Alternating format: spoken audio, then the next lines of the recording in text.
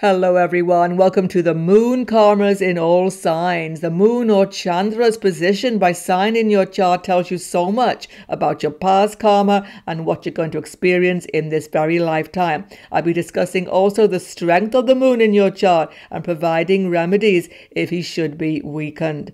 Don't forget, we are using sidereal Vedic zodiac. If you're not sure what your moon sign is, if you have a Western chart, check below to a website where you can definitely find out where the moon was placed on the day of your birth. So if you're new to my channel, don't forget to sub below. And if the video is good for you, give it a thumbs up. Let's begin. First of all, what are the karmas that are carried by the moon's position in your chart? The moon, known as Chandra, is a most beneficent graha. He has no enemies at all. He is friendly to all. He actually represents the mother, and he shows your body formed in the womb of your mother. Therefore, he has everything to do with your physical health and your very longevity on this planet. Now, the moon shows us the sustenance of our physical body. Yes, the food we eat and the air we breathe, definitely. But he also represents the society around us, the people who support us and who we support. A strong moon in your chart by sign, by aspects, and also by the brightness, of which I will speak in a minute,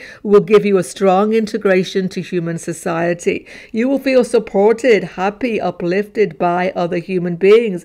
But if that is not present, you can feel lonely and you can feel isolated. An afflicted moon will certainly affect how you regulate emotions, and it's difficult to actually remain calm in many circumstances in life when your moon is weakened and afflicted. It can show health problems, definitely mental health issues too, depression, anxiety, and even personality disorders I've seen very often when you have afflicted moon. These are such things as narcissistic personality, sociopathic personality. They all show up when the moon is weakened and afflicted, especially with the nodes close by, Rahu, Ketu. This can be a problem. The moon rules so much about our past experiences in societies, wherever that may have been, in whatever universe circumstance. The moon represents all of that. Because he represents this very physical body, he therefore shows the DNA program, which is imprinted into every cell of our body, showing the karmas of our ancestors. Often we have behaviors we cannot explain. Why did I do that? Why did I say that? It's actually coming from conditioned behaviors, not just in our childhood circumstance, but actually way beyond that. And this is what the moon represents. But as well as our instinctive behaviors, our health and our body itself, the moon has complete control over our mind. He is Manas, the mind. The mind, of course, is separate from the physical body itself. It is a subtle factor. It's very important to understand that. It is definitely nothing to do with your brain. The mind is carrying your consciousness and your self-awareness of all your experiences and interactions in this life. It is never still for even a moment, even in your dreams. In its subtle body, it takes you to many interesting places. So understanding how the mind has an effect on your happiness is essential. What our mind tends to dwell on is shown by the Subdapati, who is the ruler of your moon sign. I will be discussing this on the video. But the mind can definitely disturb us and disturb our happiness, especially when the moon is weak in brightness. Let's just have a quick look at this. You see, everyone, the more the moon was visible, the more brightness there was from the moon on the day you were born, the stronger is your mind, basically, and the more you deal easily and get support for all the problems, difficulties of life. You need to check this in your chart by seeing if there is less than 72 degrees between the position of the sun and the moon, however they are placed. If they are less than 72 degrees apart, you were certainly born on a dark moon phase. But don't be afraid of being born on a dark moon. It gives you heightened intuition, ability to help and to guide others.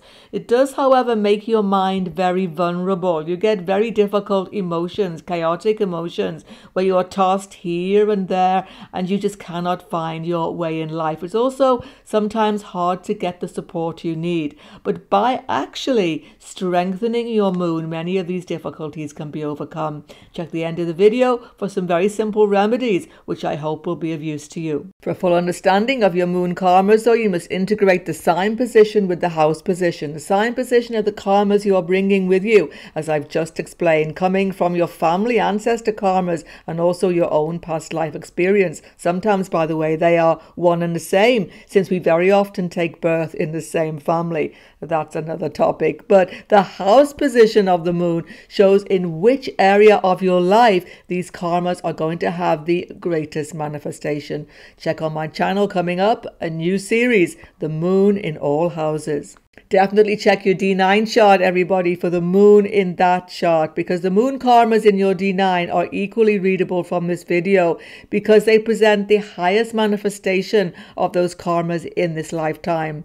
If the moon has become stronger, less challenged in your D9, that's really helpful.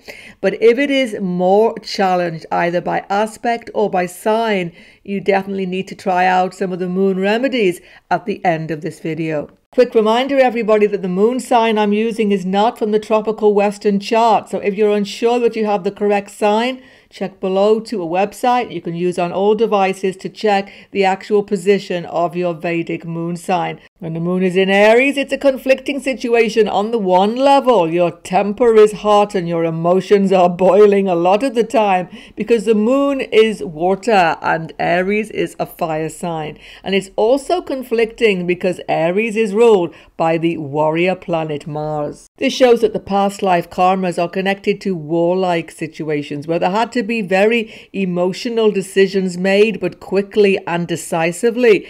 And this is like a memory inside you, this need for decisive and quick action. So the moon in Aries person in this life likes to get things done, doesn't like to dilly-dally with anything. It's a very action-orientated position of the moon. Your mother was certainly someone to be reckoned with. She couldn't be easily argued down. Moon in Aries shows a very determined, very forthright mother. She could have been warm, passionate also, and you could have got on with her okay, but definitely there would have been some sort of conflict at some time. So the moon rules the mind, as I've shown you, and the mind of a person with the moon in Aries is ruled by Mars. Check Mars in your chart to see how strong is your mind. If Mars is strong by sign, your mind is super strong to make quick decisions. You know what you want and you waste no time whatsoever in actually going after that. Because your mind is so strong and so determined, so focused on action, getting things done in life, your biggest desire is always for freedom. You need freedom. You need independence. You need to feel that you can move ahead under your own steam, no matter what the competition. And boy, do you enjoy competition. Moon in Aries gets really fired up when there is some competition around. It's coming from those dangerous past life situations where everything was adrenaline ridden, where you had to make a decision on the spur of the moment. Otherwise, your survival itself could have been threatened. But despite this, you're not a difficult personality to get on with. Moon in Aries is right up in your face. Here I am. This is what I want. This is how I'm going to be. And people can accept you for that forthright nature. You're not particularly secretive, but here's the thing. Mars also rules Scorpio, the 8th sign from this moon in Aries. So sometimes you can have quite a few plans up your sleeve that you might not always let know until the last moment. You're a very independent person of necessity with this moon in Aries. You can do almost anything off your own back. And as soon as you feel restricted or held back, it makes you feel emotionally vulnerable and very, very upset indeed. This is where the emotions boil in you, when you feel that other people are restricting you. And this is where some of the health problems come from having moon in Aries. You can get headaches, migraines. You can feel all of a sudden drained of energy. You need to watch your blood level. You need to watch that you have the correct iron, B12, etc. You can become short in these with this moon in Aries because Mars rules the blood. An afflicted moon in Aries can have a tendency to accidents, head injuries. Any vulnerability of the head should be taken care of. If you are in any way doing any sort of motorbike riding or cycling or anything, make sure that you always wear headgear when you have this moon. Moon in Aries is more than suited to self-employment and to doing business enterprise. You're very entrepreneurial, very cutting edge, not afraid to take a risk at any moment. You will literally throw your whole weight under some new scheme. But here's the thing, when there are afflictions to this Aries Moon, or even to your Mars. You can be too impulsive and make wrong decisions. Always sound off any plans you've got against other people for the best success. Because the moon in Aries likes adventure, likes to be trying new things, loves to go off on a tangent doing something different, something outside of the normative even. So moon in Aries will always try something new at virtually every time in their life. It doesn't stop when they get to a certain age. So it's a very impulsive and very driven position for the moon. But there is a negative side too. You can be very self-focused. You see, moon in Aries is about the self. It's about what you need, not what other people need. You think you are helping other people by being open about what you want, and maybe you are, but sometimes you can be too dominant, too determined, too self-focused, especially when there are malefics aspecting this moon. An afflicted moon in Aries can definitely attract, though, conflict to yourself. It just seems to follow you wherever you go. There's always something where you have to fight for something, where you have to confront other people in some way. But it's not that you mind this that much. Actually, moon in Aries likes the fight, likes the conflict. If you really think about it, no matter how it makes you a little bit emotionally upset, and it will upset your emotions, you actually like to fight for the things which you want. It's just as well, therefore, that the 7th house from Aries is Libra, ruled by Venus. So the sort of partner you tend to attract is a very conciliatory, very calm person who can virtually offset this hot-headed nature which you have. Someone who will give you a very balanced view, calm you down, show you what the odds are in every circumstance. So this is actually quite helpful for Aries. In fact, moon in Aries people often end up going into business with their spouse, business with their close friends, because they often need this more conciliatory, fair-minded person who's a lot calmer under stress, as it were, than you are.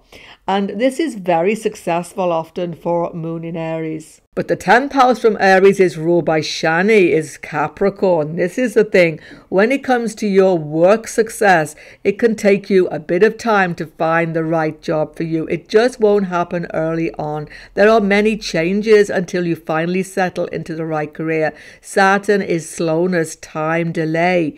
So after Saturn matures at age 36, you often get into your definite swing in your career. Taurus Moon. The moon is extremely strong when placed in the sign of the bull Taurus, because Taurus is actually ruled by the moon, you should know, as well as by Venus. This is the exaltation of the moon, because the moon is, of course, the cow. Cow and the bull are one and the same thing as far as astrology is concerned. So this is where the moon gets its most grounding, its most ability to give material success and happiness. For the moon to be in Taurus, no matter what the aspects or even the house, certainly the basic karmas are very good. In the past life, you had excellent family life. You may have sacrificed for your family, cared for your family, taken care of family members, and in some way promoted dharmic values. You may have also protected non-human beings. So positively, the moon in Taurus gives you an emotional and nurturing factor in your early childhood.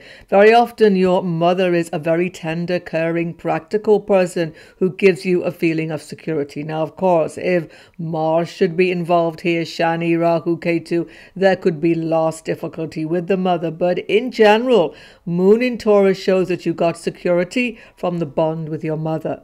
The moon and Venus therefore rule your mind, how your mind works. Your mind works around one premise: security. You want to feel emotionally secure, materially secure, ruled by Venus. You want to have those luxuries of life. You want to have the best house, the best car, beautiful clothes. You want to feel comfortable. You want to feel grounded and protected and happy in your material life. Your mind is also geared to family life. So when I say you want all the best clothes and the cars and the houses, it's really about protecting family, having this for your family as well. It isn't a selfish thing. So moon in Taurus is definitely orientated to feeling secure and happy in a family environment of some sort. So Moon in Taurus is not a risk-taking factor. You don't want to take risks. You don't want to have the ground under your feet pulled away by some risky venture. You take everything slowly, carefully, well thought out so that you can build on good factors in your life. You're not likely to just take off and do some reckless enterprise, nor are you really a gambling person. You only take extremely calculated risks with a great deal of forethought. You also care very much about ownership of things, ownership of your own job, if you will, of your own space. You like to own everything because without ownership, you don't feel secure. And the other thing is about Taurus, of course, is that you are definitely valuing everything which has solidity to it. You value old things, really solid things. You don't like cheap clothes, cheap furniture. You value everything which has stood the test of time. You're certainly a very sociable, caring person with this moon exalted in Taurus. You give other people the same feeling of security and belonging which you desire. You network easily, but not excessively. You like a very solid company of people who you've known for a long time. Very often friendships last in your life for many, many years. Of course, Taurus is a sign of eating and food, and the moon is about nourishment. You like to nourish others, provide for others in a very sensual and very even creative way. So you're often a very good entertainer, cook, and you love to have people come into your home. Nothing makes you feel happier. In a sense of peace, nurturing and happiness definitely comes from a quiet environment, a peaceful, controlled environment, very often countryside. You love countryside, nature, animals, trees. All of these things make you feel very, very settled and emotionally secure. You don't like the rush and bustle of city life very much, mostly when you have the moon in Taurus. A well-placed moon in Taurus with good aspects of benefics can make you very artistic in any form whatsoever. Definitely, though, you have a very good visual sense. You see things in a very proportionate way that can help you in many sorts of artistic talent. And to have this exalted moon in Taurus, especially again with benefic aspects well placed, you get wealth in your life. You get this security. You get this from your karmas of past life. And generally then, it's a very successful placement for the moon. But where it comes unstuck is when there is malefic affliction and your security becomes undermined. And the moon in Taurus is not known for a hot temper, but as I say, malefic affliction, Rahu, Ketu, Mars, even Shani sometimes, but definitely Mars, Rahu can change that. You can be like the literal raging bull if you feel that people are undermining your security, acting in unfair ways especially. You will protect your family to the death, definitely, with this moon in Taurus. And so generally though, when you feel insecure, what happens is you dig in your heels. You become tremendously stubborn, almost immovable. What the moon in Taurus literally can't cope with is sudden change to your job, to your family, to your relationship, over which you feel you have no control. Now, most people don't like this, but some cope better. And moon in Taurus definitely finds it difficult to deal with these sort of situations. And this is true even if you yourself want to change, you still find it hard. Even if you know you have to leave a relationship, leave a job, move home, it's still excruciatingly difficult for you because you hate to leave the past behind. But generally speaking though, especially with a minimum of good aspects to this moon and a good placement by house, you don't have to do that very often. You can have a lot of security and long-lasting jobs, relationships in your life when you have a beneficent aspect to this moon in Taurus. It just gives you that by these good past life karmas. Moon in Taurus can be good for your health, there's no doubt, because it is exalted moon, helping the longevity of your body. But it depends on moderation. Moon in Taurus together with the Venus impact is going to give you a real love of fine food, good food. All depends on the types of planets aspecting as well, what sort of foods you like, but you do like food, and overindulgence, difficulty keeping the weight down can be a problem of this position sometimes. You have to be aware of moderation in all things with this position. Moon in Taurus gives a vulnerability to infections, particularly because of this double Jala Moon-Venus rulership. And you can also have throat problems, loss of voice, and the thyroid needs needs to be taken note of. Thyroid hormones, etc., can become unbalanced. In relationships, because Scorpio rules the 7th house from Taurus, you attract a very intense, mysterious, even possessive partner sometimes with this position, because Scorpio gets you attracted to these sort of mates. But the 7th house, Scorpio, is ruled by Ketu and Mars, and here's the problem. You can get yourself into very dominating partner situations where the partner is very demanding and you have to compromise with that. Very often Taurus Moon does compromise, does fit in, but sometimes you have to be aware of your own needs. Sometimes you put your own needs second and feel frustrated with your partner, something to be aware of. The 10th house from Taurus is Aquarius, ruling the sort of work which you will be happiest doing. You like an established job, a fixed job, often with the government or large organizations. You like to feel that you are giving something back to humanity. So very often you get involved in some caring factor where you are definitely giving of your time for the good of humanity. But Aquarius is also ruled by Rahu. So there can be sudden, unexpected career changes happening with Taurus Moon. You can lose a job overnight, literally, with this Aquarius thing. But here's the good news. Rahu makes you ingenious. Rahu is a great friend to Venus, your Lord. So you could actually, Moon in Taurus, pick yourself up from any difficult career and start again in some ingenious way. So even though you're not very flexible generally in your career, you can actually be so. When the moon is in Gemini, there's a bit of conflict going on straight away in your mind. The conflict is about the fact that although the moon himself, Chandra, has no enemies, Mercury is an enemy to the moon, a most direct enemy. Why? Because Mercury is the son of the moon, but it's not a happy relationship with his natural father. Conflict arises also because the moon is feeling emotion, and Mercury, ruler of Gemini, is about the rational mind and everything to do with strategic and unemotional thinking. So this conflict comes into your mind when you have the moon in Gemini. Moon in Gemini points to some past life karma around siblings, most definitely. And you will feel this strongly in your own life right now. You will see that the sibling situation is the thing that grasps you more than anything, that pulls you into strong karmas, strong obligations, strong relationship dynamics. Now, it's very actually rare to see a Moon in Gemini person who doesn't have a sibling. Of course, it will happen, but there will be some strong karmas with that affecting both your parents. And even I've seen Moon in Gemini people find a lost sibling even very late in life. It's all coming from some very tricky and involved situations with family affairs, past life, specifically with siblings and even cousins sometimes. And this is going to pop up again, even with the same people reincarnating in a different guise in your life.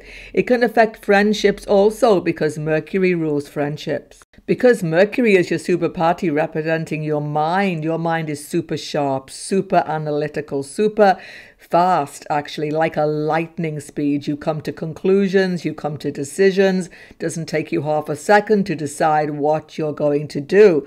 But if there is affliction to this Mercury in any way in your chart, watch it, because you can make rash and difficult decisions which you may regret. The thing is that if you just take a little more time, you are capable of analyzing everything to perfection with this moon in Gemini.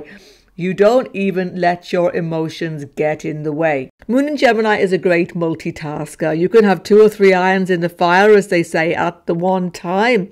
You love to have so many things going on in your life. You get bored if you're just doing a very routine thing. You're not any good in any routine, mundane job. There needs to be stimulation. There needs to be challenge for you to be happy. One thing is that your education can be in some way impeded by this moon in Gemini. When it is afflicted, when Mars is with the moon, Rahu, Ketu or Shani, there can be speech problems, learning difficulties, even attention deficient disorder where you just can't focus on any one task at any time. And you can even have dyslexia. I've seen this quite a lot with the moon in Gemini. But the good news is that you overcome all of these early impediments because Moon in Gemini gives you flexibility and skill. So whatever is the problem, you will overcome it. You will find some mechanism or some way to get around the problem. Of course, Gemini is a sign of communication. With the moon being here, you love to social network. You're a natural social butterfly. You love social life, gatherings, being in touch with so many people. You can have a whole phone book full of the most amazing amount of people who you know, and you keep in touch with people for absolutely years on end.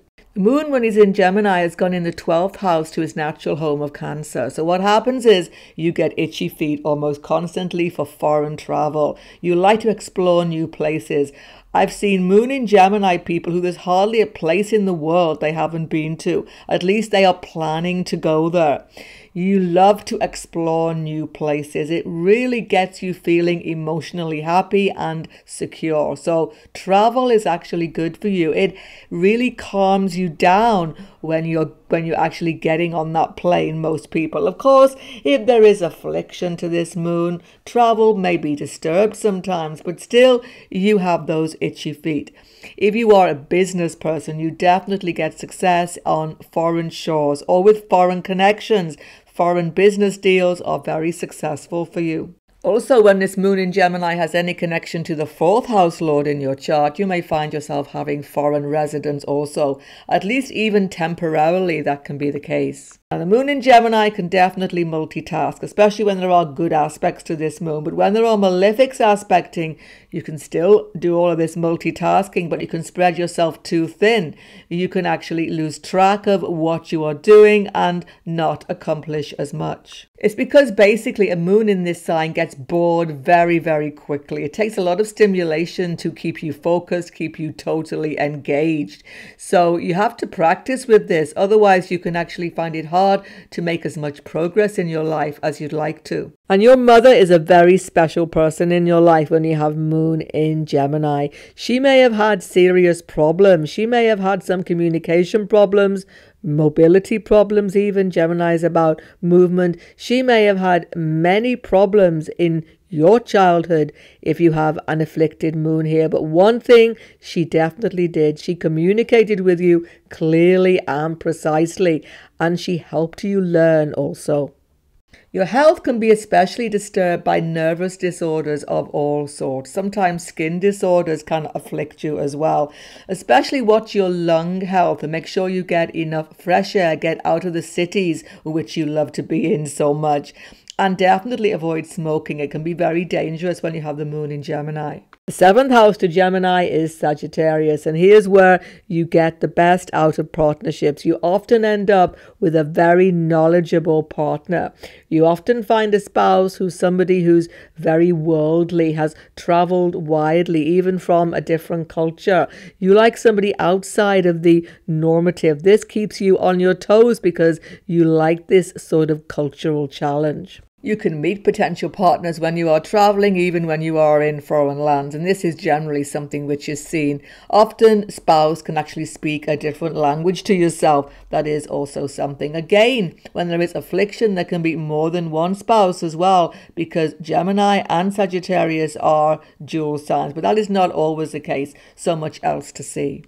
Also, because the 10th house of your chart, Pisces, is a very changeable sign as well, but a very caring sign ruled by Jupiter and Ketu. Whatever you do for a living, you like to give in charity. You like to give of your business profits to charity. It's absolutely essential to you. And you are fluid in your career. You can have many, many jobs in a lifetime, going from one situation to another, one career to another, and it's absolutely fine. It actually keeps you feeling happy. All of this variety.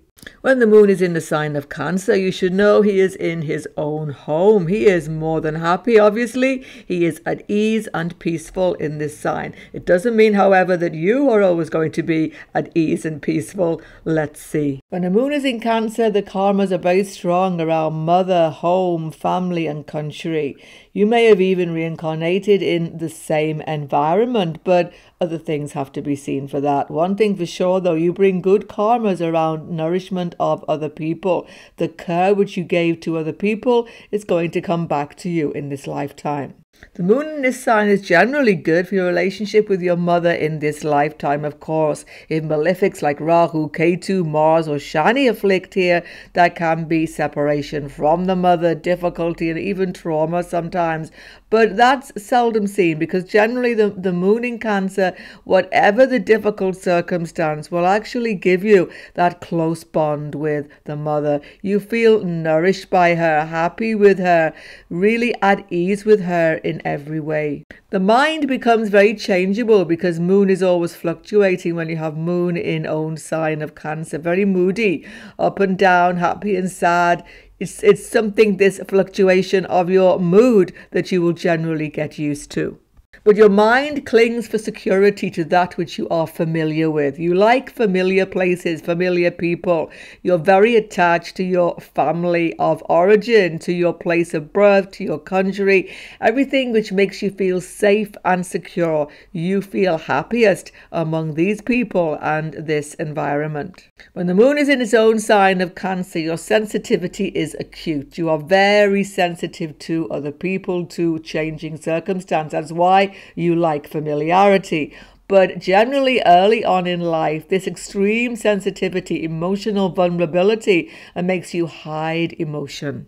Sometimes you can be quite quiet, even shy sometimes with this moon in Cancer, but you certainly don't like to overtalk because that would play your hand. So there's a certain offhandness that people see with this moon in Cancer until they get to know them. Once you are familiar with somebody, happy with somebody, secure with somebody, you can be funny, witty, really entertaining person. But that's not what other people see about you when they first meet you. What quickly becomes noticeable about you, though, is your ability to make other people feel at ease, to make other people feel at home.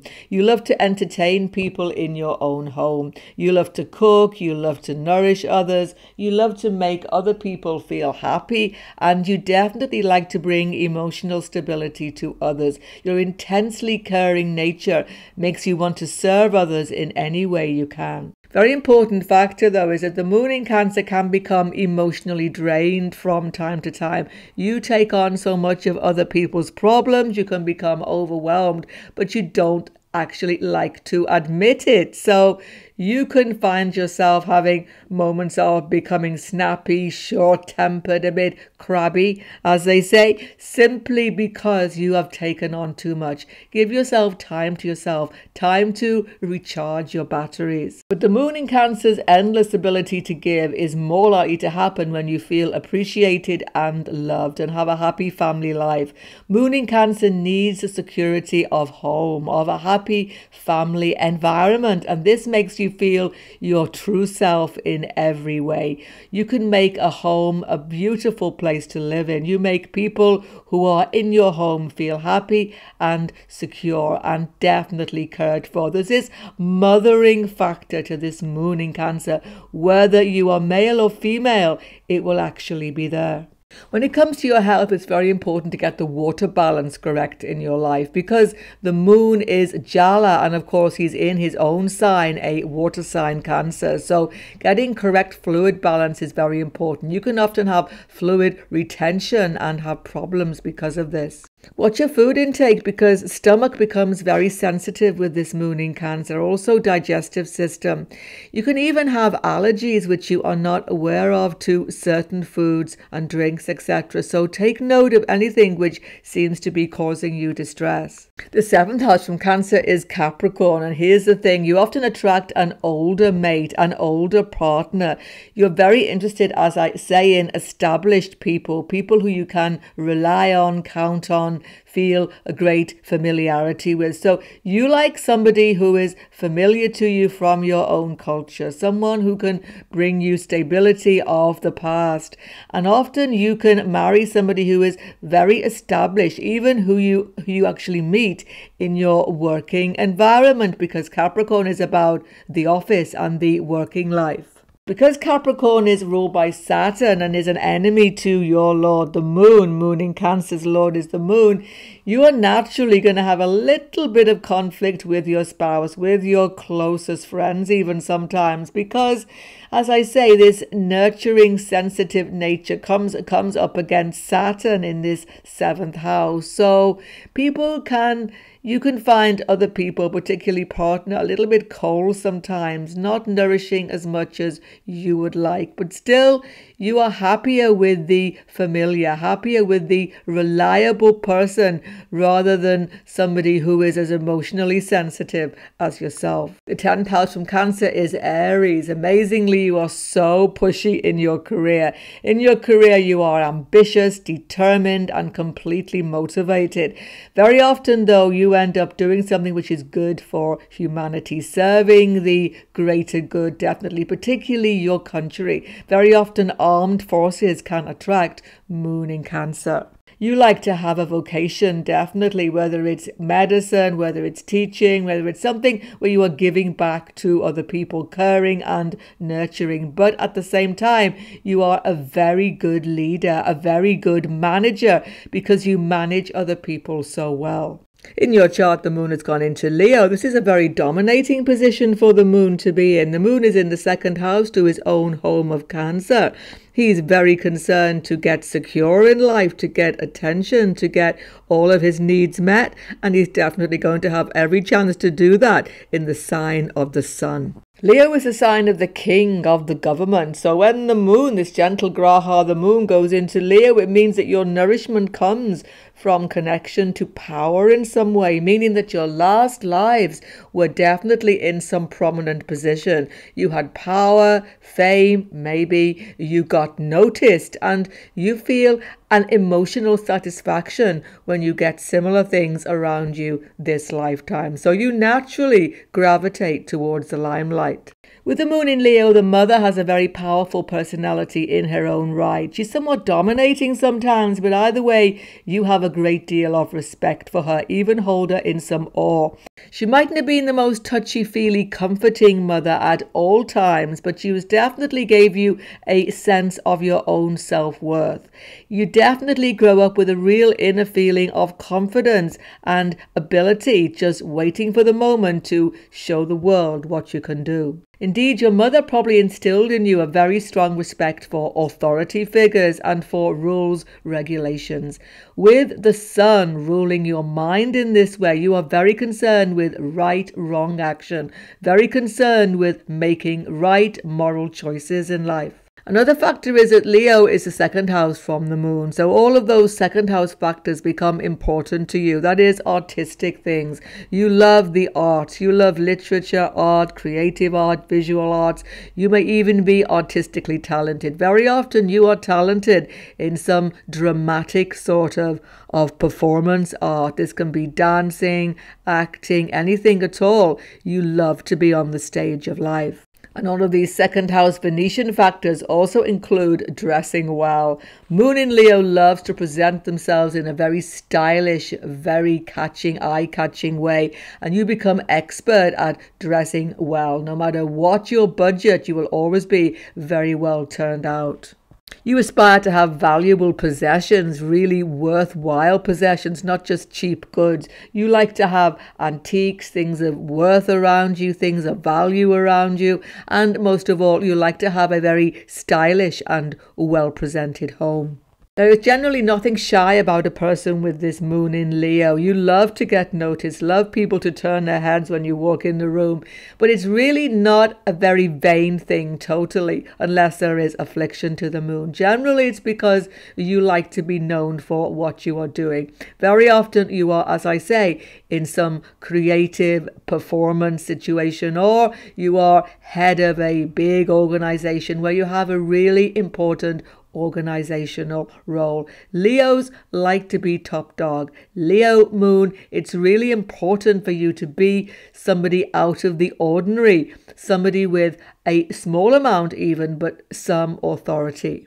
But so important is this need for attention that it can almost be an absolute neediness when there is affliction to this moon. You'll do anything to stand out, anything to get noticed if it becomes an afflicted moon in Leo.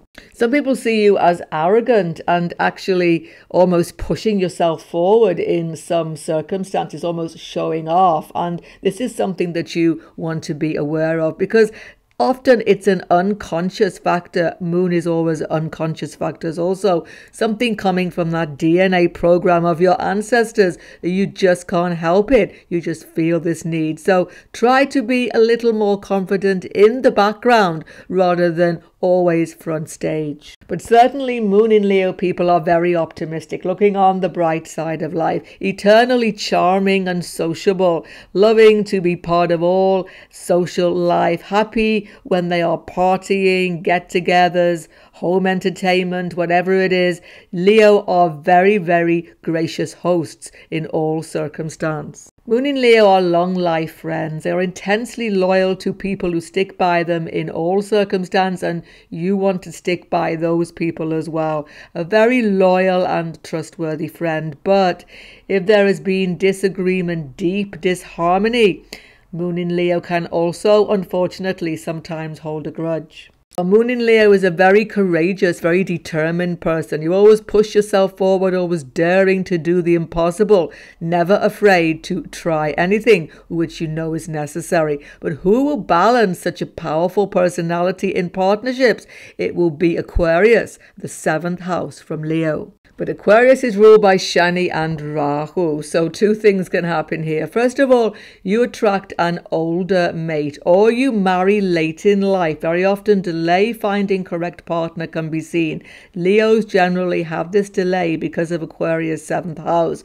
And you get a somewhat unusual partner, someone outside of your normal friendship or network circles, even family circles. Somebody different, somebody a little bit avant-garde, trendy even, someone who actually gets you noticed as well. But it's difficult for all Leos in partnerships. You have such an idealized way of presenting yourself to the world that it's hard for you to let that screen down in private. You put up a little bit of a barrier between yourself and your partner. You're ruled by the sun, they're ruled by Shani Rahu. So relationship situations, compromise, are not always easy for Leo Moon. The 10th house from Leo is Taurus. You can actually be very sociable, very easygoing with your work colleagues in your workspace. You become quite a popular work person. Whatever it is you do, you can become very much liked in that sphere.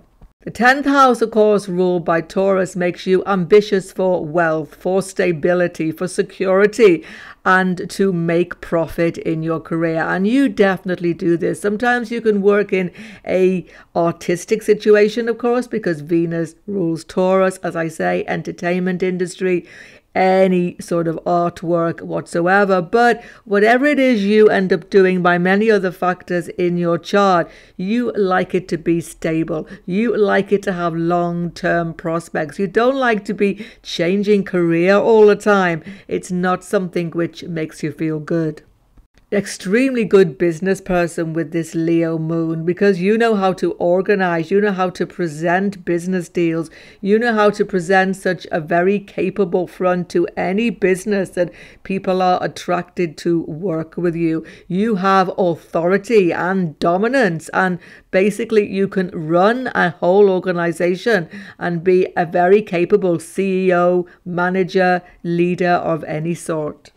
When the moon is in Virgo, Virgo of course ruled by both Mercury and Rahu. Both these planets have a difficult relationship with the moon, though the moon has no enemies. Mercury is not friendly towards his natural father, the moon, and Rahu, of course, will eclipse the moon. This means that your mind, ruled by Mercury and ruled by Rahu, is somewhat in conflict with your emotional nature. Your mind is geared to all the perfectionism and all the details of life because both Mercury and Rahu are very concerned with these fine details. It's hard to just flow in life, to just let things be, to actually let your guard down.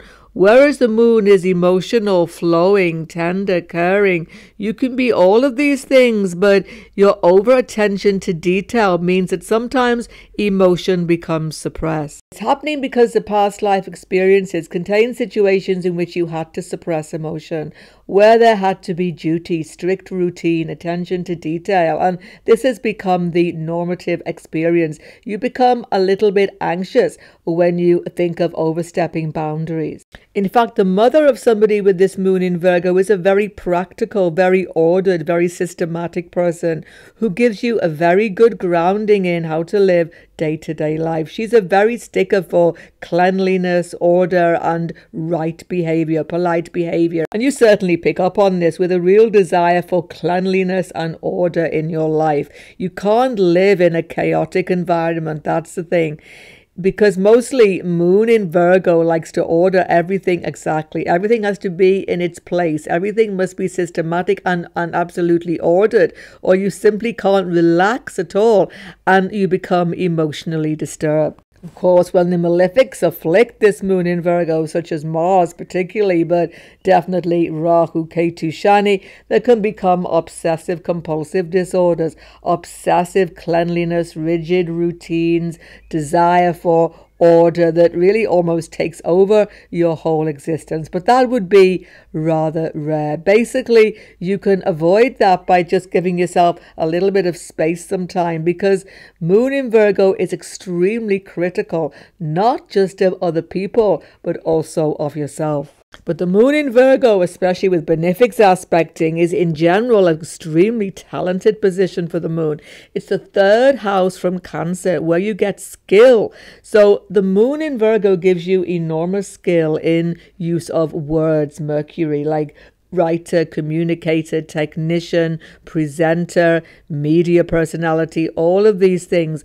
You're very, very skilled in all digital technology also. Rahu gives extremely good scientific and mathematical ability to this sign, as does Mercury. So when you have Moon here, you get emotional satisfaction from working out problems, scientific problems, engineering problems, even just cooking. You like to work out how to do a recipe in a very, very exact and perfect way. So whatever skill you are utilizing, whether it's science, maths, cooking, technology, digital factors, gardening, anything at all, you will do it with fine attention to exact technical skill, and you become such a whiz kid in finding solutions where other people have failed to do so. So many scientific researchers making incredible discoveries have this moon in Virgo. But the moon in Virgo person, because the moon is about caring and helping, you want to help people in practical, everyday ways.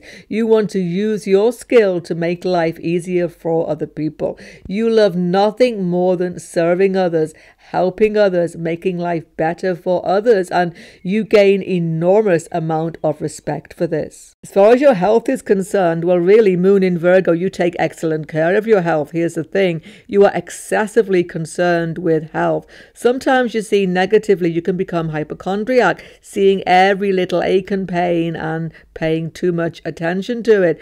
But generally, it's a good thing. You are very concerned about medicine. Some of you actually go into medicine as a career, and you are very good at finding alternate and all sorts of different cures for almost everything. You become expert in watching your health, taking care of your health. But even because of this vigilance, you put yourself under a lot of stress. It's hard for Moon in Virgo to relax, to let go, to let things be. And this can be the cause of all sorts of illnesses and difficulties. Meditation, quiet, just having a few minutes to yourself where you just let things be and just don't worry so much because you are a dreadful worrier, will definitely improve your health on all fronts. It's good, therefore, that the 7th house from Virgo is Pisces, because you attract someone who is much more relaxed than yourself as a partner. Somebody who's Piscean, somebody who is more concerned with the spiritual aspect, sees the big picture, not so concerned with all the little details. Only issue is, mate can be not as tidy as you, not as focused as you, not as organized as yourself, but that's okay because you will organize them. And generally speaking, if it's a good match, it can work out very well. And the 10th house from Virgo, which shows what you like to do in your career, is Gemini. Because of the superb communication skills of both Mercury and Rahu combined with the moon here, you make an excellent teacher, lecturer, presenter, media personality. You organize everything and present it to perfection. You become someone who really likes to serve others through your skills. So whatever you are doing in your job, in your profession, there has to be clear communication part of that career. This is where you get enormous success. So your moon is in Libra in your chart. Now here's the thing about the moon in Libra. You see, the moon is connecting with the Venetian energy here. On the surface, we may think the moon, positive benefic, Venus, positive benefic. It's got to be good. It's got to be super good. But it's not quite so easy. You see, Sukra Venus is actually quite agitating to an inner part of the moon's nature, and that is the lustiness. So how can I put it in a very simple way? The moon in Libra makes you desirous of material comfort at all cost. And you may very well get this, but it can bring some problems into your life. Venus is about people coming together. Moon is about society. So the first thing you should know about moon here is that you are a definite socialite. You love to be around people. You cannot really be on your own very much, and that is the downside of this moon in Libra.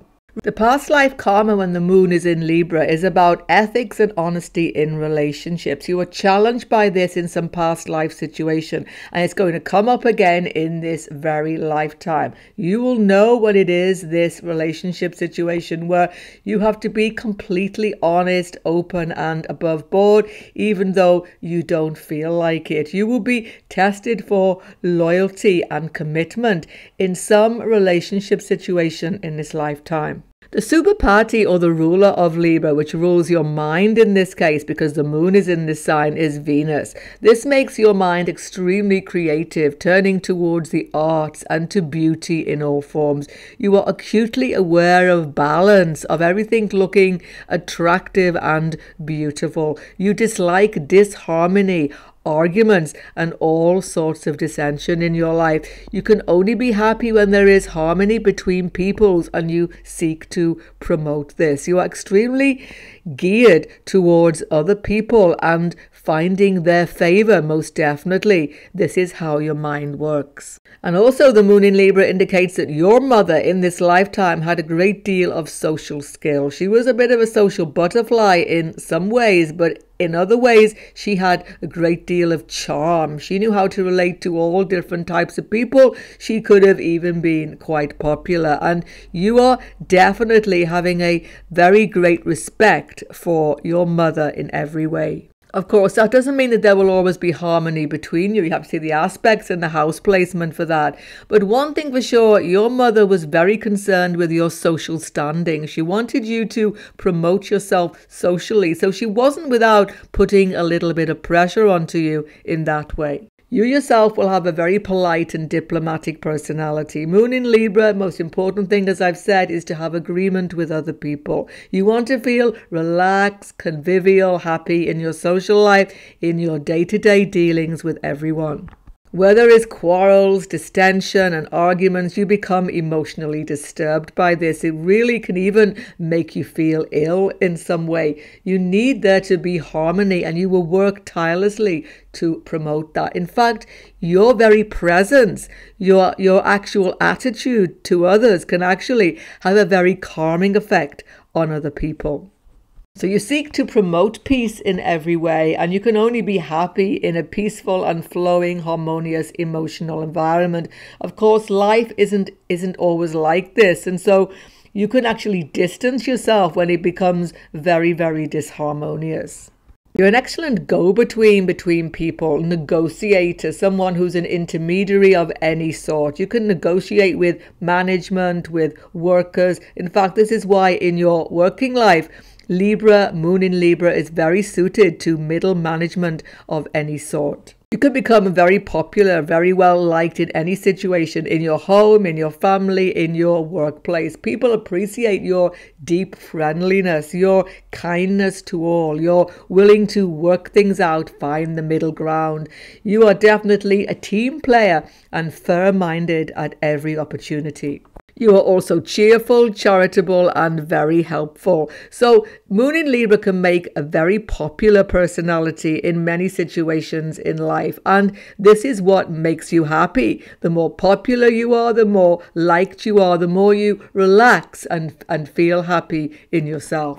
What could be the downside to such a beautiful moon sign, Moon in Libra? Well, it's this. It takes a lot of energy actually to please everybody. It takes a lot of energy to keep everybody happy, everybody satisfied, and it can actually literally exhaust you if you think about it. And you can become very, very snappy, very, very quick-tempered even, strangely enough, when you suddenly realize that all of your efforts have not been successful and that disharmony and distension is still existing where you have tried to eradicate it. In fact, a strange thing about Libra Moon is that you're actually better with a few malefics with a Libra Moon than you are with too many benefics, because sometimes you're so easygoing and so much about keeping the peace that you don't even know what your own mind is. You lose track of where you are going in your own life. I've seen this happen. It's something to be aware of. In fact, more than that, sometimes you agree with people so much or don't want to upset the peace that people don't truly know what your true desires are. As far as your health is concerned, Moon in Libra's got to watch those scales, literally, because you can be tipping the scales one way or the other continually throughout your life. You have a love of sweet foods, a love of fine foods, and moderation is essential. Other sensitive areas are the lower back areas. Back concerns are commonly seen with Libra, as well as kidney, urinary tract, and bladder infections as well. Now, the 7th house to Libra is Aries, so you attract a partner, spouse, close friend often, sometimes, but definitely spouse who is very active, very dynamic, and very impulsive. And here's a good thing, that takes the decision making out of your hands, because your mate, partner, will actually make quick, fast decisions. You don't have to think about them anymore. But the problem for Libra Moon, equally for Aries Moon as well, is this Venus-Mars dynamic is highly sexual, highly volatile. There can be very strong sexual attractions to people fast and quick for Libra Moon. Make sure that you are compatible beyond merely physical attraction. The 10th sign away from Libra is Cancer. And this is what happens when you go to work. You get into a homely, happy situation. You can become a sort of mother figure to other people in your office, in your workspace, whatever it is you do. You nurture other people in that environment. And you certainly like a job where you can actually help people, give people comfort, advice, and any job where you are advising, helping, guiding is always suited. But Libra is also a very business orientated person. But once again, you have to see other factors in your chart to see if you can get that cutting edge necessary for that tough business world. One thing for sure, Cancer 10th house shows that you can't be happy in any job, in any working environment if you don't feel comfortable. Whether it's conflict, whether it's too much cutting edge nastiness and backstabbing, and you're just out of the door. So you need to feel at home in your workspace. Once you find that job, that environment, that profession where you feel at home, you can be happy there for a very, very long time. When the moon is in Scorpio, moon is debilitated because the moon is water, and although Scorpio is a water sign, it is ruled by two fire planets, Mars and Ketu. Therefore, there is a very strong conflict here and emotional difficulty. It's coming, of course, from the past life karmas. With Scorpio, what's happening with the moon in this sign is that the past life had very dramatic, almost life and death situations which you had to face. It may have caused you even some emotional trauma, but at the same time, you gained a very keen survival instinct in all of these situations. Now, your mind is ruled by the Subtapatis here, which is Ketu and Mars. The thing about Scorpio moon is it's debilitated because the moon's emotions have been suppressed. Some of that tenderness and caring nature is a little bit suppressed here. It doesn't mean that you don't have those factors. You definitely will, especially when you got Venus, Jupiter aspects, etc. But you also know how to put your emotions to one side. Mars gives you that strength, that courage to come through the most difficult situations in life. You're a real survivor no matter what the situation. And you can transform your life from bad to good, good to bad actually, in a moment. And it's this detachment from your emotions that is necessary for you to do that. Relationship with the mother, though, with the moon in Scorpio can be difficult. The mothers are very intense, secretive. Even a person who's a bit of a survivor herself, she may have gone through difficult, traumatic, emotional situations, and you definitely will feel the impact in her mothering nature, because really she can either be a very tender and very deep feeling mother, or she can just be a bit like ice. You know, it can go from either direction. It's not a consistent mothering when you have the moon in Scorpio. You don't experience that consistent bond with the mother. Of course, where there are good aspects of, say, Jupiter or Venus to this Scorpio moon, it won't be so difficult or traumatic. But the mother is still intense and quite demanding of you. But she has mysterious interests like occult subjects and astrology sometimes, sparking off a lifetime interest in them, in yourself. The Mars and Ketu factor influencing your emotions give you tremendous courage and daring. You will often just take off in a new direction overnight, leave the past behind and start again. And you are definitely not afraid to be ruthless in any situation where it is needed. Because don't forget, Ketu is headless as well, so that's a problem. Sometimes you don't really know why you are doing things. You are driven by forces that seem to just come upon you, and you have to go with them. Your desires in life are very, very deep here, because moon is what we desire in life, what we feel we need. So when you feel you need something or someone, it's very hard for you to turn away from that. You will leave no stone unturned until you actually get what it is you desire. And there can be a quite obsessive nature about this also. Sometimes, though, it can be useful to have this obsessive emotional tendency, though, because when you've got a difficult problem to solve in your life, in your workplace, or in any scientific research thing, anything where you have to put your mind to solve a problem, you will leave no stone unturned until you solve it. You are capable of seeing things that other people miss with your laser-like intensity. You're quite secretive also with this moon in Scorpio. Many of your plans and your desires you keep to yourself. You never even discuss them. Unless you can realize them, people will never know that you had such plans. And in your intimate relationships as well, it's hard to open up, hard to show your feelings, and sometimes hard to trust others. But despite all of this, a Scorpio moon is loyal if nothing else. Once you've opened up your heart, learned to trust, given your heart and soul to somebody, a moon in Scorpio person will stay loyal to them until you die, basically. But the other side of it is, if you feel betrayed, if you feel that somebody you have given love and trust to has betrayed you, you can become cold. You can just detach yourself from them completely.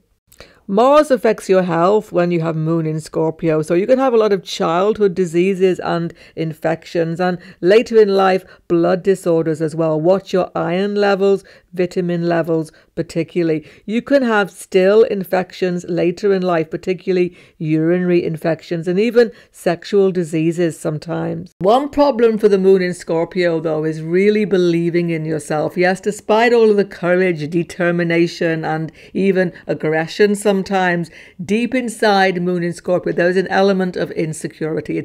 It's coming from that difficult mother bond, from that difficulty really feeling that you belong, that you were wanted. Even if the mother was fantastically caring, somehow there was something in that early childhood that made you feel insecure, not really grounded. And once again, it's all to do with past life karmas. So you have to be your own best mother, your own best friend, your own best supporter. When you can do that, you'll be able to open yourself up much more sensitively to other people. The 7th house, though, from Scorpio is Taurus. This is where the good news comes in for Scorpio. You tend to attract a mate, a partner, even close friends sometimes, who are very reliable and helpful to you. Taurus gives you somebody who is grounded, who is practical, who is definitely stable. And this helps to secure for you some of that stability which you perhaps didn't have in your early life. 10th house from Scorpio is Leo. In your job, you need to have prominence. You need to have a form of dominance, actually. You don't want to be at the bottom of the pile. You can be quite ambitious, but extremely creative also. And quite literally, Leo can be what you do for a living. Leo is the stage. Scorpios can be superb actors. Because of your intensity of emotion, you give everything to a part which you play. You can be also successful in business. Here's the thing, Scorpio Moon, you need to have your own way of doing things at work. Leo is about the boss, the king, if you like, person in charge. So you like to be your own boss. Very often Scorpios work very well for themselves in any area whatsoever. When the moon is in the sign of Sagittarius, he's once again in a fire sign, so he's boiling up with all of that Agni fire of Jupiter and Sagittarius. But the good news is that Jupiter and the moon have a certain definite friendliness to each other. There's a forgiveness, there's an openness, there's an optimism in this sign that is going to give you many benefits. Let's look at this. Past life karmas are about the essence of Sagittarius, which is seeking for the truth, seeking for that deep knowledge and wisdom. So in some way, that was your whole purpose of life, and you have come here to continue on with that, most definitely. You may have been connected to a guru or a spiritual line of knowledge, and you'll be especially attracted to this right away early on in life. In addition, family life ruled by the moon may have been changed or had disruption due to battle-like situations or warfare, because Sagittarius is a battlefield. So you may have had to have many domestic moves past life, and because of this, you have this inner restless nature here and now. The super party is, of course, Jupiter, the ruler of Sagittarius. So your mind is under the rulership of Jupiter. Your mind is firm-minded, just inclined to do the righteous thing at all times, very concerned with high morals, philosophical systems, and religion. The moon here gives you a mother most often who is a seeker herself, starting you off in this path. She's seeking for knowledge, wisdom. Often she can be quite highly educated, but even if she is not formally educated, she has an intuitive wisdom that she gives to you. She is broad-minded, open, and optimistic, and she gives you this inner faith in yourself. So the first thing we all receive with the moon in Sagittarius is a very fiery, independent nature. You're one on your own, moving on your path in life, friendly to everybody, outgoing, enthusiastic, very, very popular sometimes, very honest, always taking the broad-minded view of everything. People warm to you because of your outgoing and gregarious nature. Even as a child, a moon in Sagittarius person is seeking for that wisdom. You're looking up at the sky and saying, why am I here? What is the meaning of life? You'll be asking your parents to give you explanations. Maybe they can, but maybe they can't. So definitely you'll be seeking in all the religious systems, philosophical systems for the truth of life. And you never get bored with this. You are seeking more and more knowledge. They say knowledge is bliss, and the actual happiness in life of of actually Pisces Moon as well as Sagittarius Moon comes from this deep knowledge which you take into your heart. And just like the warrior on the battlefield, a Sagittarius is confident and completely courageous in all situations. You like to travel, explore foreign lands. You are extremely adventurous, not afraid to go into places, as they say, that no one has gone before. You like the adventure. You like the thrill of exploration, and this can make you actually quite sporty also. Once again, you would need other factors to confirm this, because it's more your mind which is adventurous than your body often. Sports is a physical factor. But here's the thing, you're not particularly competitive in that way. You're not competing with other people. You're very firm-minded, very happy-go-lucky. So, hard competition, cutting-edge competition is definitely not something which you enjoy. But what you do enjoy is fighting for justice. You're out there protesting, trying to get justice in many fields, but also doing practical work as well. You want to fight and help the underprivileged, poor people, but also non-human beings. This is a sign of the animals. Sagittarius Moon makes you acutely sensitive to animals' welfare, wanting to help them at every circumstance. And you may even go into legal fields for all of these reasons. The moon in this sign can make you an excellent orator, an excellent speaker. You can hold an audience with your enthusiasm, with the power of your personality, and with your knowledge. The negatives, however, of having the moon in Sagittarius when there is affliction of malefics, particularly when Mars gets involved with this moon, but also Rahu, Ketu, is you can go over the top completely. You become too preachy, too sure of your own ideas, not listening to others, failing to even learn from your own mistakes in life. The other thing is that your mind is always on the distant horizon. You're thinking in big pictures, being big, broad, universal views of life, and you don't see the minute details. You can make mistakes. You can have accidents. You can be very accident prone because you're not looking at what's right in front of you, but what it is far distant. This is mental and even physical also. So watch yourself when you're driving. Watch yourself when you're even walking down the road.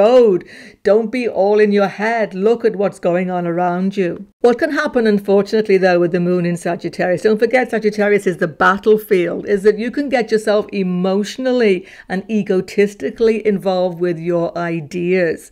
You consider yourself educating other people with your ideas, with your philosophy, with your politics even, but they see you as preaching to them.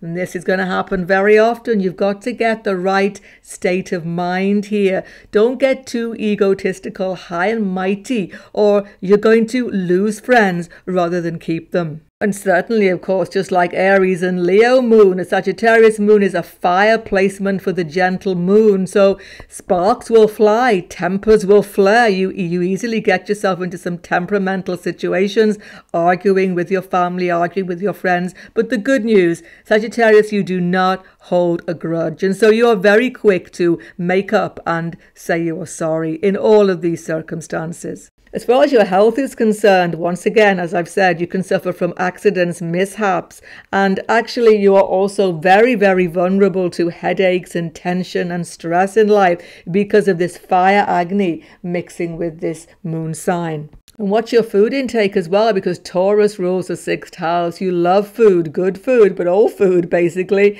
It can be quite a greedy sign sometimes. The moon in Sagittarius likes to take in as much as you can. You don't even notice what you're eating, as I've said. Just like you are prone to accidents because you're not aware of what's going on around you. You don't even notice how much you are consuming. So that's another point. Weak point of your body is your thigh area and your hips. You can have muscle sprains, but also you are prone to sciatica. The 7th house from here is Gemini, so you need an intellectual equal definitely for a mate, for a partner, even for your friends. You definitely need a spouse who is on the same wavelength with your philosophy, with your feel for justice, and definitely with your religious beliefs. You need to be able to discuss all of these things with your partner constantly. You want somebody who is intellectual, able to be on your definite wavelength.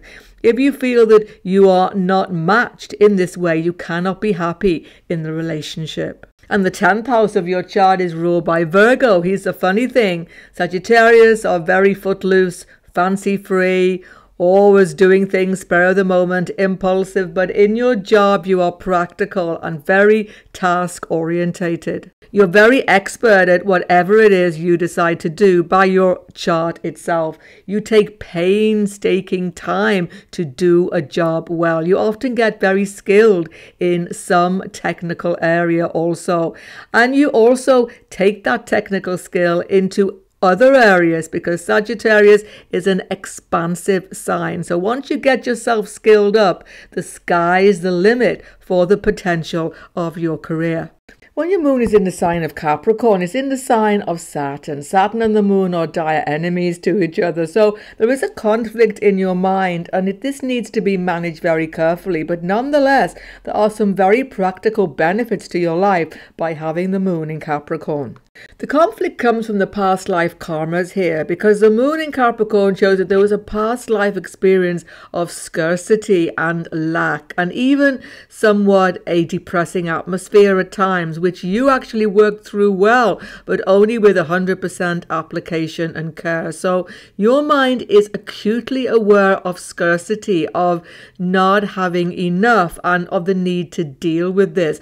And this can override your whole emotional nature at times. Now, when Saturn is the moon sign ruler, the experience of the mother is a little bit restrained in some way. At the worst case scenario, there can be adoption, fostering, lack of mother completely, or the mother was just not maternally minded. In the best case scenario, mother is very practical, grounded, down to earth, and she gives you an ability to take absolute responsibility for your own life, and she instills practical wisdom to you. Whatever the situation, though, there comes from the childhood a certain amount of insecurity with this moon in Capricorn, and you seek to make up for this later in life by being very careful about everything to shore up security for yourself. And Asubapati, the ruler of the moon sign, is Shani. This makes your mind task orientated. Your mind is happy and focused when you are working. The more work you've got to do, the more things you have to do,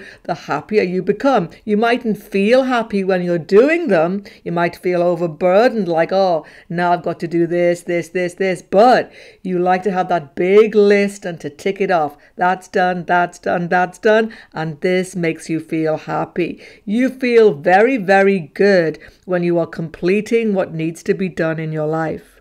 Your mind is geared to tradition, to socially conservative values, definitely, and you conserve resources, most definitely. You're a big saver. You like to put away money for that rainy day. You are not excessive in your spending, but you're not a miser. You are actually extremely charitable with this moon. In fact, that phrase, less is more, is definitely for the Capricorn moon. You can do with less for yourself. You don't want to have excessive needs. You can live a very frugal life. It's not that you can't have riches, wealth in your life. By many other factors in your chart, you will have those, but you are not excessive. You don't want to waste resources. It's all coming from this deep inner insecurity that you need to shore up things for the future. So you are very careful with money and extremely careful with your possessions. A Capricorn moon also needs to have status in life. Now, this depends what you're doing in life, but you want to get to the top of whatever field you are in. You don't necessarily want to be the top dog, as it were, but you want to go up that ladder. You want to be looked upon as somebody who has achieved something. Now, this doesn't make you a big show-off. You don't particularly want to be noticed, not on the stage of life. Look at me, look who I am, I'm the big person. You simply want recognition for the job well done, which is why it can be so devastating to Capricorn moon if there is loss of job, loss of status. It completely tears them apart, and they need to start again, just get on with something else, because they have to be working towards something. And in fact, a Capricorn moon doesn't really want to retire. Thought of just not having a job, not having work to do, is completely unacceptable to them. It just makes a big emotional void at the heart of their being. trying. So Moon in Capricorn desires status, and status needs education. So you put a lot of effort into education. You work terribly hard as a student. You work long hours, endlessly, to get those qualifications you need. All of this social climbing and education gaining and desire for status actually is all coming from an inner lack of belief in self rather than over self-belief, because Capricorn Moon didn't often have that emotional bond, that secure childhood. They are making up for lost time. So this is why they can't stop trying to achieve. And it's just something that the Moon in Capricorn has to take into account. But here's where negativity can come in. Your mind can become overwhelmed by problems in life. You see, the Saturn factor afflicting the Moon can sometimes make the Moon go into a depressed state. This is something commonly seen when you have the Moon conjunct Saturn, but also with the Moon in Capricorn. You can also be quite pessimistic or expecting the worst case scenario to come around. So to offset this, apart from just trying to look on the bright side of life, it's much easier if you surround yourself with happy, optimistic and forward-looking people. As well as tendency to fluctuating mood into these low moods that just come upon you and just grip you suddenly, Capricorn Moon can have knee problems, arthritis, muscle injuries, also even constipation, digestive issues, all sorts of issues, because Saturn gives these sort of illnesses. Watch your skin as well. You can have genetic disorders such as psoriasis. The mind can also be easily overwhelmed by worries and anxieties in life. So you're a big worrier when you have the Moon in Capricorn. One of the reasons why you like to work a lot is because it takes your mind off your worrisome nature. Now, Moon is the emotions, and one thing for sure, the Moon in Capricorn has great difficulty sharing emotions, sharing your feelings with other people. You need a very dedicated partner with whom you can open up your heart. Which is why, of course, it's fortunate that Cancer is the opposite sign. It's going to balance out Capricorn perfectly. This Moon-ruled Cancer as your 7th house means that you attract a caring, open, sympathetic partner. Whether you are male or female, you need to be a bit mothered by your partner. You need a partner who gives you that mother love that perhaps you never got as a child. The 10th house from Capricorn is Libra. This is why the big secret about Capricorn is you mightn't be the most sociable person generally, but when you get to work, you're happy. Venus rules your 10th house. You're sociable, gregarious, and very much connected to your co-workers. You make great friends in your workplace. You're also very good at business. This is a marketplace sign, Libra. You have real business acumen when you have the Moon in Capricorn. Also, legal work of any sort can be very well suited to you. Just like with the Moon in Capricorn, the Moon in Aquarius goes into the sign of his enemy, which is Shani, but also another enemy rules the sign of Aquarius, and that is Rahu. But Shani and Rahu are very different, which makes it quite a bit of complication in your emotional nature when you have the Moon in Aquarius. Moon in Aquarius can often show that you've spent lifetimes dealing with complex problems in society, political situations. You may have been a very powerful person in these political or even social organizations, but maybe you didn't give as much as you could, and you've got the Moon in Aquarius now to give you that chance to serve humanity in some way, to share more of what you have. And so your whole goal in life is orientated away from your ego when you have the Moon in Aquarius.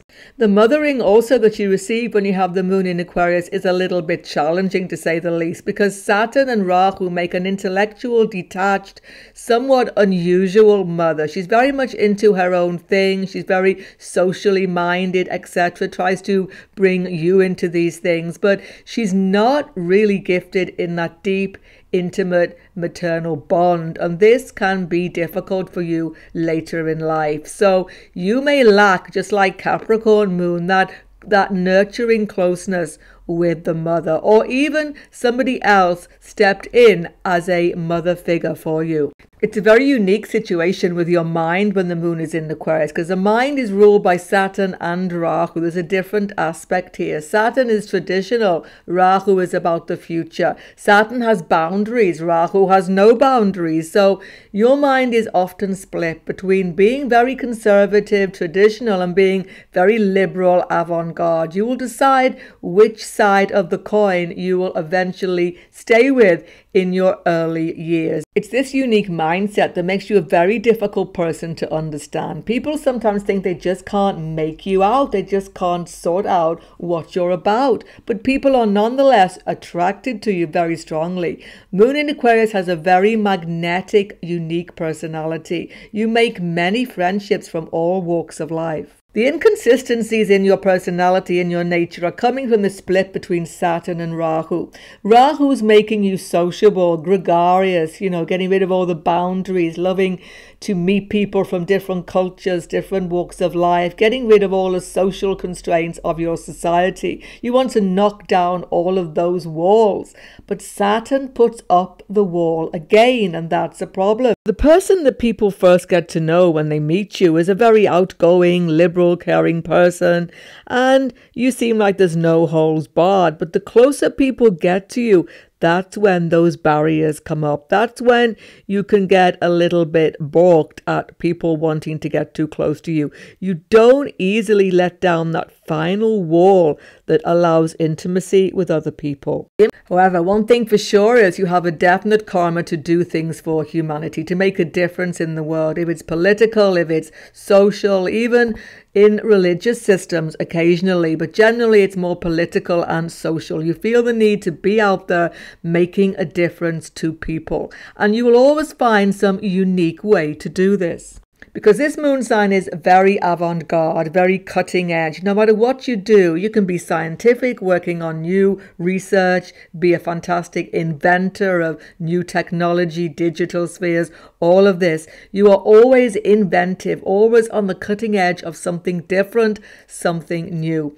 You can be in artwork as well. Films, media particularly attract you. And once again, you will always be doing something different. This is why you have such a wide circle of friends, but in your close circle of friends you're extremely choosy because you have a very strong ego. You see, Moon in Aquarius is very strong in their own sense of self, even though they can be a little bit aloof. You're quite eccentric, quite different to the normative person. And really, this is what makes you so difficult to understand. So although you have a wide circle of friends, acquaintances, sometimes you lose touch with them because you just move on in your life. But then the Saturn aspect of your mind keeps you glued to the past, not just the future and to new things. So very often I've seen Moon in Aquarius have a great love for history, studying history, being into archaeology and all of these fields also. But there's always something a little bit oddball, eccentric about the Moon in Aquarius, because no matter how content you seem in your situation in life, as soon as things get a little bit too routine, a little bit too everyday, you get bored. And this is the thing. You have to be always having a challenge. If there is no challenging situation around you, you can become very introverted, cut yourself off, become asocial rather than social. This tends to happen most though when there are more malefics affecting this Moon in Aquarius, like Mars conjunction, Shani conjunction, Rahu, Ketu aspecting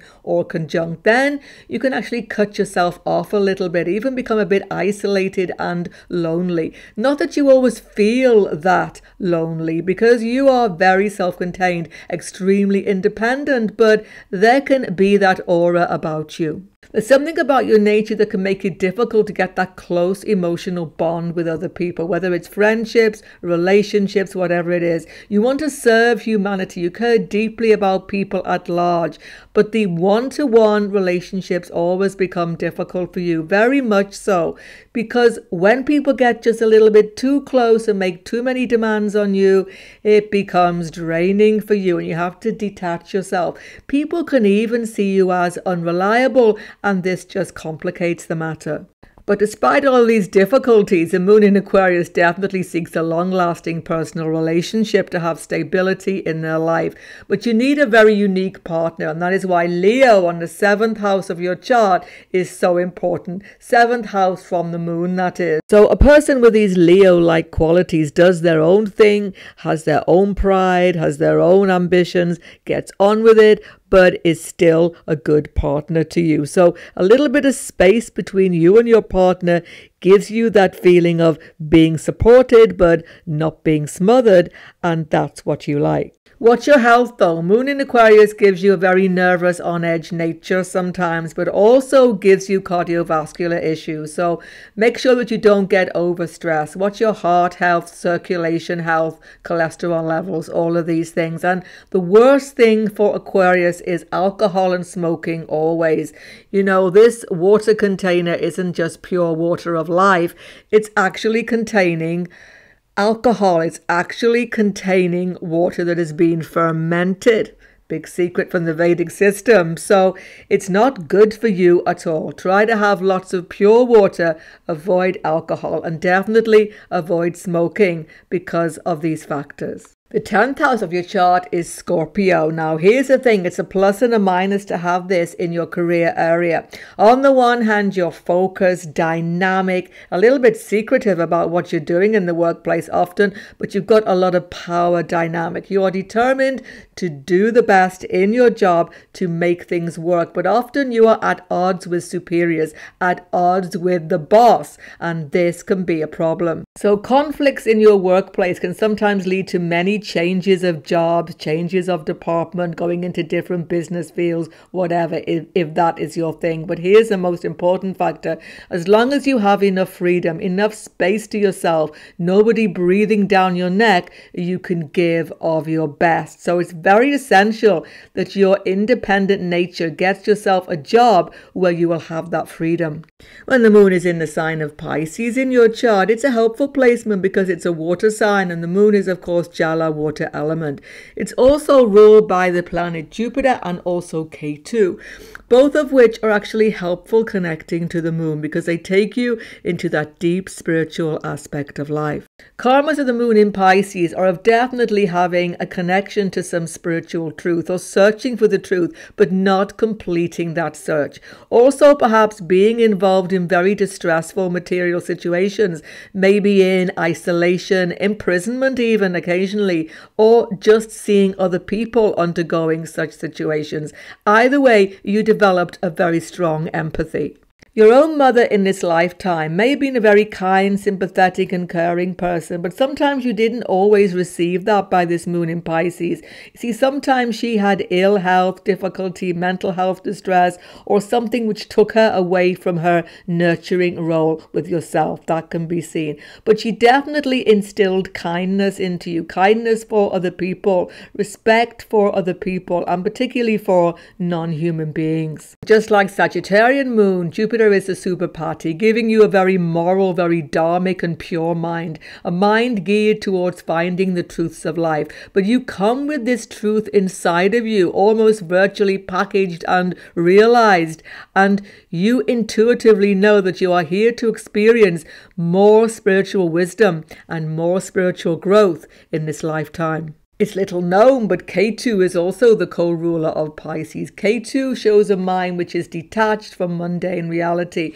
There is something about a Pisces moon that detaches you from what's going on around you. You always need, periodically or even every day sometimes, a place to retreat on your own. You need space on your own, time on your own.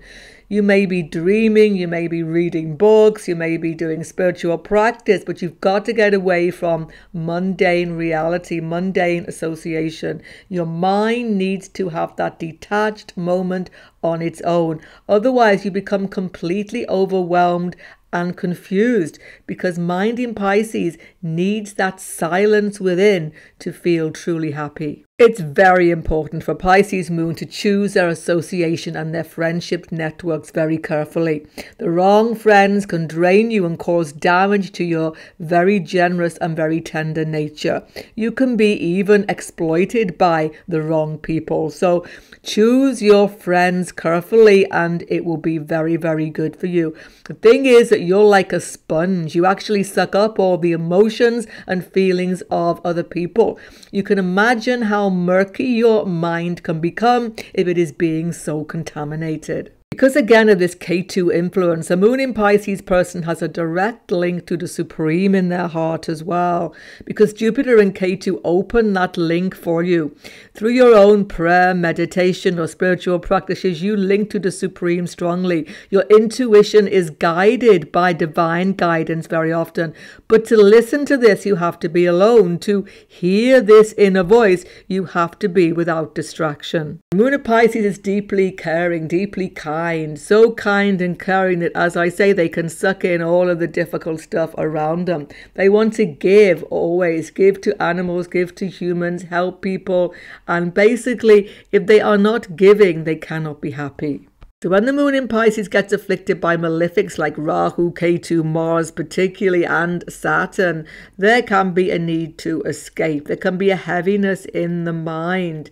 There can be a lack of direction in life, inability to focus on the correct direction. You can be having so many jobs, so many relationships, just completely indecisive about what is the right person, what is the right job for you. It takes a while to tune in to your inner self when this moon is afflicted. The Moon in Pisces, just like in the other water signs, can give you a lot of proneness to childhood diseases, childhood infections. Later in life, you can get stronger, but Jupiter inclines when he rules your mind to overindulgence. You think it isn't going to matter, but then you can have weight problems, all sorts of digestive problems, all of these things through overindulgence. Other factor is you can have a very sensitive nervous system, and your feet, of course, are your weak point for this. But to get peace in their mind and success and happiness in life, a Pisces must find their true vocation. A Pisces is about vocation. Whatever their job is, it has to be something which makes them happy every day, makes them feeling they are giving, making a difference. At the same time, they are very artistic, even if it's just a hobby. They love poetry, writing, all forms of art, dance, drama. They are superb actors, actually, and get into the heart of any character they should portray. A Pisces person, as well as I say, being intensely religious, meditative and philosophical, definitely needs to get into nature to help their health and to help their mental well-being. Being in the countryside, being by the sea, being with non-human beings as well is extremely rejuvenating for them. But don't forget, a Pisces moon with even minimum affliction can get into difficulty sometimes, drifting in life, not finding direction. It's a black hole of K2 and despair opening up in front of you. Even though you are tender-hearted and Jupiter gives you optimism and hope, sometimes you swing between these two states. Watch out for overindulgence, drink addiction, drug addiction. All of these weaknesses come very easy to an afflicted moon in Pisces, but generally Jupiter will absolutely bring you out of them. And very fortunately too, the 7th house from a Pisces moon is Virgo. This is someone who will support you practically. Your partner, ideal partner for you, is a very practical, down-to-earth person.